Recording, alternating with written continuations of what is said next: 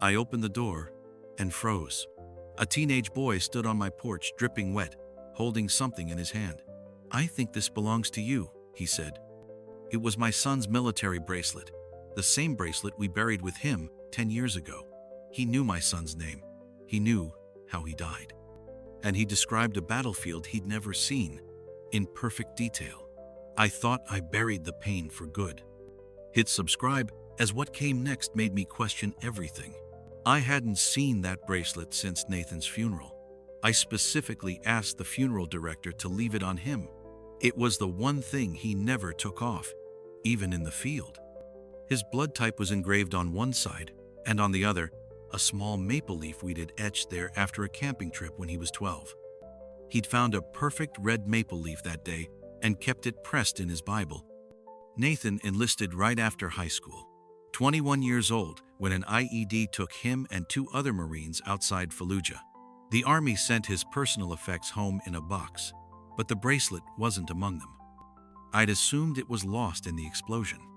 Now this kid, maybe 17, soaked from the rain, was standing on my porch holding it. "Where did you get this?" I asked, stepping aside to let him in. "Flea market about an hour south of here," he said, settling carefully on my couch. I wasn't looking for anything specific, but when I saw it, he paused, turning the bracelet over in his hands. I had to have it, couldn't explain why. I brought him a towel and studied his face. There was something familiar about him, though I was sure we'd never met. "What's your name?" "Alex Morrison. I'm 17. Live over in Millfield with my grandmother." He looked around the room, his eyes stopping on Nathan's photo on the mantel. "That's him, isn't it? The soldier this belonged to." It wasn't really a question. "How did you know?" Alex was quiet for a long moment. "I've been having dreams about a desert, gunfire, soldiers. And there's always this voice saying the same thing. Tell my dad I kept my promise." The room went silent except for the rain against the windows.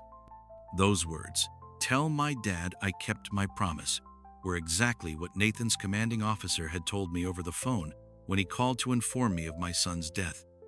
Nathan had apparently said it right before he died, after pulling a wounded Marine to safety. I'd never shared those words with anyone. I couldn't sleep that night. I kept thinking about what Alex had said, about those dreams, about that specific phrase. I decided I needed answers.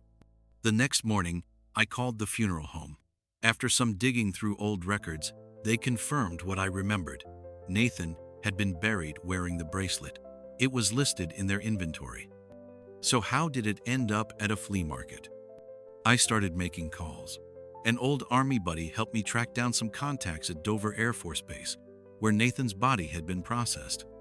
Most of the people I spoke with were helpful but couldn't tell me much. Military protocol is strict about personal effects. Then I found something troubling. A news article from 8 years ago about a mortuary affairs specialist who'd been quietly dismissed for improper handling of deceased service members' personal effects. No charges filed, but the implication was clear. It took me 3 days to track down Douglas Shane. He was living in a rundown apartment outside Atlanta, working night shifts at a warehouse. When I showed up at his door and explained who I was, he broke down completely. "I'm sorry," he kept saying. "I'm so sorry. I had debts, gambling debts, and I took things, small things I thought wouldn't be missed. Watches, rings, bracelets.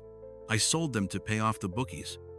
He led me inside and showed me a shoebox hidden in his closet.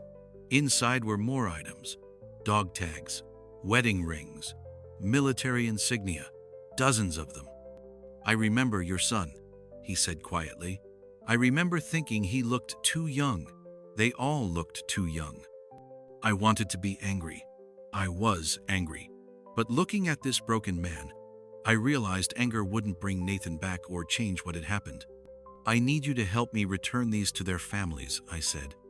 He nodded, tears streaming down his face. When I got home, Alex was waiting on my porch again. "Did you find out where it came from?" he asked. I told him the truth, about the mortuary specialist, about the theft, about the box of stolen items. Alex listened without judgment, just nodded like he'd expected something like this. I've been thinking about those dreams, he said. They started when I was 10. Always the same scenario. I'm in a desert, there's gunfire, and I'm dragging someone to safety. But here's the thing.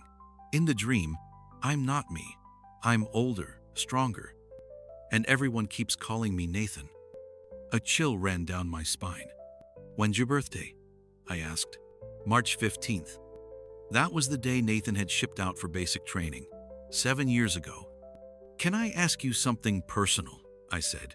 Do you know anything about your birth parents? Alex looked uncomfortable. My grandmother raised me. She said my mother was young, couldn't take care of me. I never knew my father. He rolled up his sleeve and showed me a birthmark on his upper arm, a crescent-shaped mark about the size of a quarter.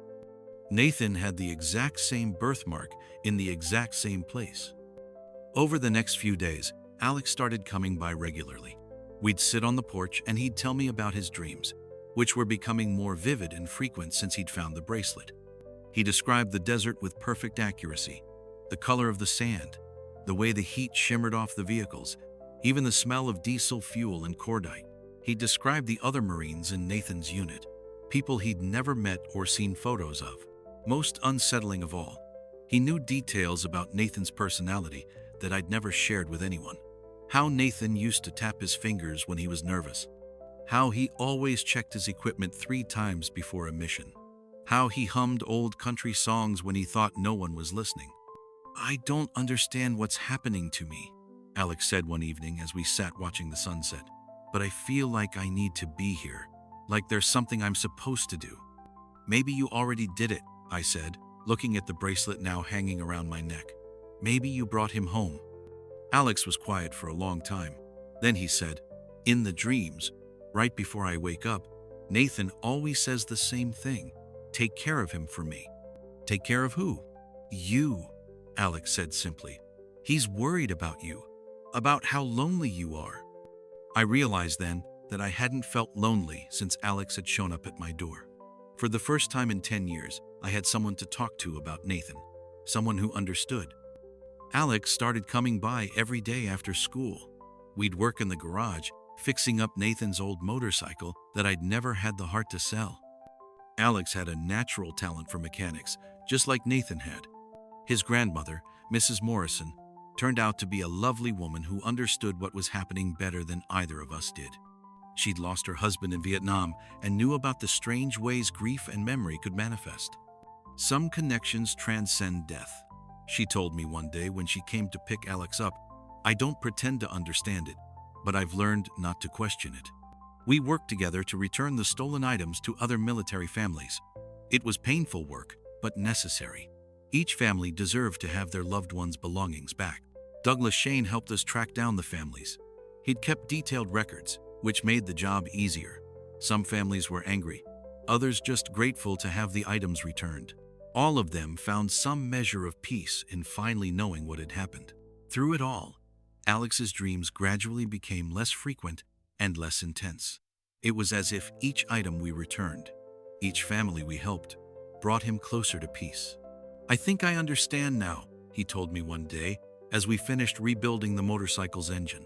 The dreams weren't about me, they were about making things right. I looked at this remarkable young man who'd somehow found his way into my life and realized that Nathan had kept his promise after all. He'd found a way to come home. 6 months later, Alex graduated high school and decided to enlist in the Marines. Not because of the dreams or because of Nathan, but because he'd found his own calling to serve. The night before he left for basic training, we sat on the porch one last time. Will you keep the bracelet? He asked. I nodded. It belongs with family. That's what I think too, he said, and I realized he wasn't just talking about the bracelet. As I watched his car disappear down the road the next morning, I touched the bracelet around my neck and smiled. Nathan had kept his promise in the most unexpected way possible. Sometimes the people we need most find us when we least expect them, and sometimes love finds a way to reach across any distance, even death, to make sure we're not alone. The dreams may have brought Alex to my door, but it was the love of a son who refused to let his father face the world alone that made him stay. Some promises are too important to be broken by something as small as death.